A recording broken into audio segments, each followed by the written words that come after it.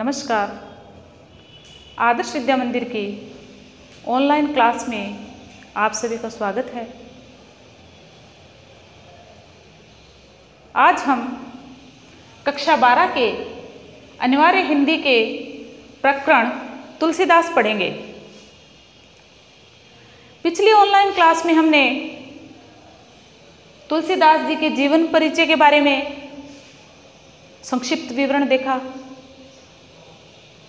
और इसी के साथ तुलसीदास के द्वारा रचित कुछ दोहों के अर्थ देखे,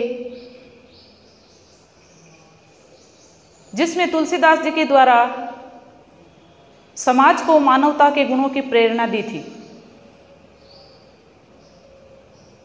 आज हम तुलसीदास द्वारा रचित अन्य दोहों के अर्थ देखेंगे। नंबर 4 जो दोहा है, इसमें व्यक्ति को ऐसे कौन कौन से गुण हैं जो एक मित्र की भांति संकट के समय सहयोग करते हैं। मित्र वो होता है, सच्चा मित्र वो होता है जो संकट के समय व्यक्ति का साथ दे। तुलसीदास में 4 नंबर दोहे के माध्यम से व्यक्ति के उन गुणों को एक सच्चे मित्र की भांति बताया है कि किस प्रकार संकट के समय व्यक्ति को कौन कौन से गुण जो हैं सहयोग करते हैं या सच्चे मित्र की भांति प्रकट होते हैं।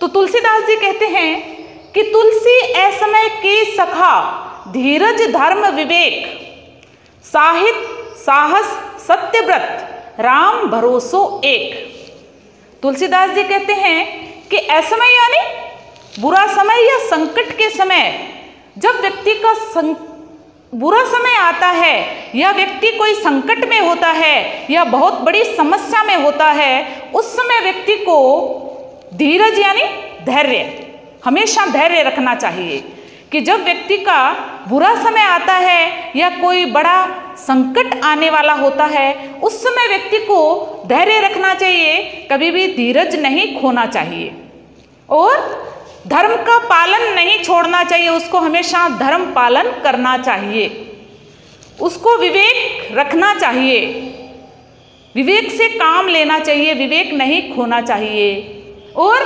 साहित्य यानी अच्छे ग्रंथ या साहित्य और अच्छे ग्रंथों का अध्ययन करना चाहिए, अच्छे साहित्यों का अध्ययन करना चाहिए।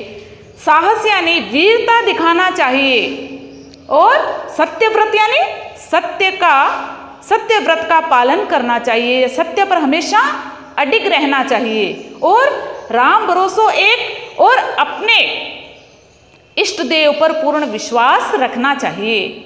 तो कहने का तात्पर्य यह है कि तुलसीदास जी कहते हैं कि ये जो गुण हैं, धैर्य, धर्म का पालन, विवेक रखना, अच्छे साहित्यों का अध्ययन करना और वीरता, सत्य का पालन और अपने इष्ट देव पर पूर्ण विश्वास रखना, ये गुण मनुष्य को हमेशा बुरे संकट से निकालने में सक्षम होते हैं। इन गुणों के कारण व्यक्ति, इन गुणों के साथ व्यक्ति बड़े से बड़े संकट से उबर सकता है, बड़े से बड़े संकट को पार कर सकता है। तो कहने का तात्पर्य यह हुआ कि जब संकट का समय आता है तो व्यक्ति में धैर्य, धर्म पालन और विवेक, अच्छा साहित्य, वीरता, सत्य का पालन और अपने इष्ट देव पर पूर्ण विश्वास ही अच्छे मित्र की भांति होते हैं और वही संकट के समय में अच्छे मित्र की भांति साथ देते हैं। नंबर 5 दोहा।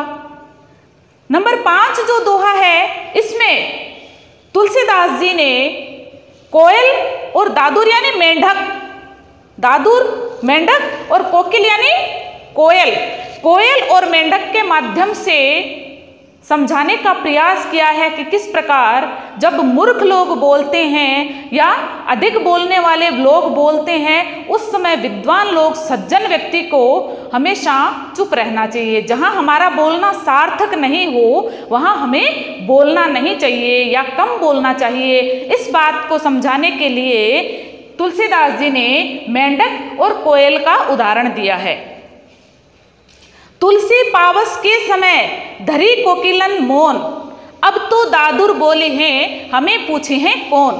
तो तुलसीदास जी कहते हैं कि पावस यानी वर्षा ऋतु, कि वर्षा ऋतु के समय जो है कोयल मौन धारण कर लेती है। धरी यानी धारण कर लेना, मौन यानी मौन धारण कर लेना, चुप हो जाना, और कोकिलन यानी कोयल, कि जब वर्षा ऋतु का समय आता है तो उस समय कोयल मौन धारण कर लेती है। क्यों? क्योंकि उस समय अब तो दादुर बोले हैं हमें पूछे हैं कौन, क्योंकि उस समय कोयल का बोलना सार्थक नहीं है। क्योंकि बारिश के समय जो है मेंढक जो है अपने टर टर की आवाज़ से गूंजना शुरू कर देते हैं, या चारों ओर मेंढकों की वाणी ही गूंजती है। इसलिए इस दोहे के माध्यम से तुलसीदास जी कहते हैं कि जब किसी व्यक्ति का बोलना किसी मूर्खों के सभा में यदि बोलना सार्थक नहीं हो तो कभी भी नहीं बोलना चाहिए, मौन रहना चाहिए। मूर्खों के सभा में विद्वान व्यक्ति को हमेशा चुप रहना चाहिए। सज्जन व्यक्ति को, विद्वान व्यक्ति को उसी समय बोलना चाहिए जब उसका बोलना सार्थक हो, उनके गुणों का कोई महत्व समझे, उनके बात का कोई अर्थ समझे, उसी समय बोलना चाहिए। तो इस कोयल और मेंढक के माध्यम से यही बात तुलसीदास जी समझाना चाह रहे हैं कि जब वर्षा ऋतु आती है तो कोयल मौन धारण कर लेती है, क्योंकि कोयल का उस समय बोलना सार्थक नहीं है, उसका बोलना उस समय कोई भी सार्थक नहीं है। और क्योंकि उस समय चारों ओर जो है मेंढकों की टर टर की आवाज गूंजती रहती है, इसीलिए कोयल की वाणी को उस समय गौण समझ लिया जाता है। अगला देखेंगे, अगला दोहा, तुलसी या संसार में भांति भांति के लोग, सबसों हिलमिल चालिए नदी नाव संयोग। इसमें तुलसीदास जी सभी के साथ प्रेम भाव से रहने की प्रेरणा दे रहे हैं या रहने का संदेश दे रहे हैं कि संसार में अनेक प्रकार के लोग हैं, सारे एक जैसे नहीं हैं, सबके गुण अलग हैं, व्यवहार अलग है, सबके चेहरे अलग हैं, भांति भांति के लोग हैं इस संसार में, अनेक प्रकार के लोग बसते हैं इस संसार में, लेकिन सभी के साथ मिलजुल कर प्रेम से रहना चाहिए, क्योंकि मानव जीवन बार बार नहीं मिलता।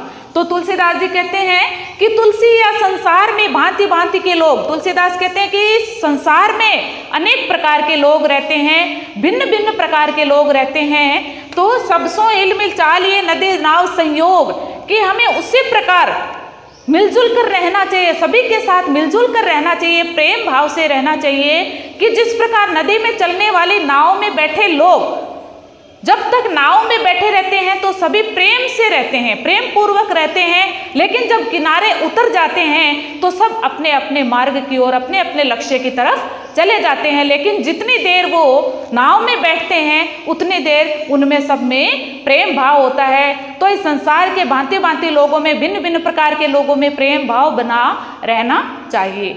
धन्यवाद।